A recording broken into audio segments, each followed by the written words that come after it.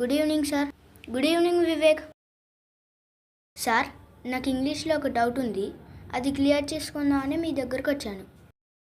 Okay Vivek, tell me your doubt, I can clear. Okay, thank you sir. Say మరియు టెల్ని ఎలా వాడాలి, ఎప్పుడు వాడాలి, ఎక్కడ వాడాలి, దీని గురించి తెలుసుకుందామని మీ దగ్గరికి వచ్చాను. Okay Vivek, good question. Say అంటే చెప్పడం, టెల్ అంటే కూడా చెప్పడం, కానీ వీటి రెండిట్లో ఒక తేడా ఉంది.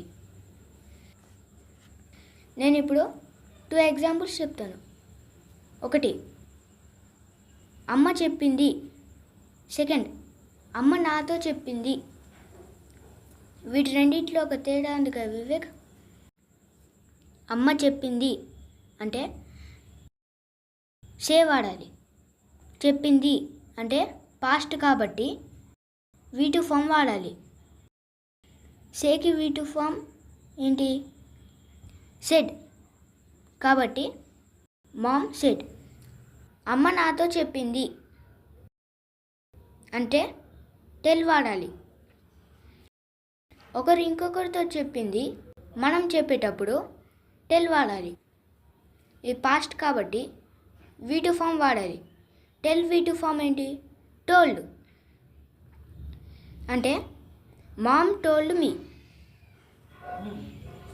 Thank you sir.